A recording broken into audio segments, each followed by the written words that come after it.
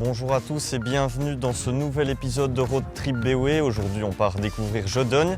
Tout de suite, on va rencontrer ses habitants. Une petite ville très sympathique, avec des petits endroits plutôt calmes pour passer une bonne petite journée. La richesse de la commune ici, c'est le côté rural évidemment. C'est beaucoup de petits villages qui ont du charme, dont un petit village qui est réputé pour ses pierres de Gobertange. Je me suis baladé dans ce fameux village. Regardez, ça c'est Mélin. La pierre de Gobertange y est vraiment omniprésente. Allez, on va voir ce que le centre de Jodogne nous réserve. La maison communale, tout d'abord, le château Pasture, ensuite il y a la Gadale, il y a plein de monuments historiques à pouvoir visiter. Donc je crois que c'est une ville qui a beaucoup d'atouts. Un tour aux marches de la Gadale, très belle marche. C'est une des plus vieilles routes de Jodogne, je pense. Un des plus vieux passages de Jodogne. C'est vrai qu'en matière d'histoire, il y a de quoi faire dans le coin. D'ailleurs, si on s'éloigne un peu du centre, on peut trouver l'ancienne abbaye de la Ramée, un endroit majestueux. Aujourd'hui, ça sert à accueillir des événements et des séminaires, mais au XIIIe siècle, on y brassait la bière du même nom, la Ramée. Super bon.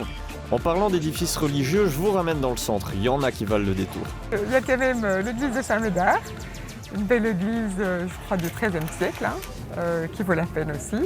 Il y a la Grande Place qui est intéressante, elle est très belle. Alors il y a une ancienne chapelle-église qui est transformée en théâtre. C'est celle qui a la tour tournée là. Et alors de temps en temps il y a des spectacles. Curieux ce toit, mais regardez ce qui se passe au pied de cette église. On dirait bien qu'une plage a pris possession de la Grande Place. C'est la troisième fois qu'on organise Jodogne-les-Bains en collaboration avec la ville de Jodogne. Et cette année-ci, c'est du 25 juillet au 11 août. Et alors, c'est surtout des animations pour enfants durant la journée qu'on essaie de combiner avec de la lecture, la ludothèque qui vient aussi régulièrement. Il y a aussi des clowns le week-end. Et alors, tous les jours, il y a les commerçants qui tiennent des petits bars, des bars nourriture, boissons, des petits cocktails. Et puis les week-ends, il y a les samedis et les vendredis samedis, des petits concerts qui sont prévus. Mais à chaque fois des types différents, de la musique différente, des ambiances différentes. Eh bien, ça manque pas d'activité, on dirait, de quoi ramener la plage en plein centre du pays. Et c'est pas fini puisqu'il y a encore pas mal d'animations au programme. Alors nous avons aussi le 4 août par exemple, l'après-midi un grand goûter, glace crêpes. Et alors le 8 août on a encore un film plein air, All In avec Franck Dubosc qui est prévu. Et ça c'est à partir de 21h30.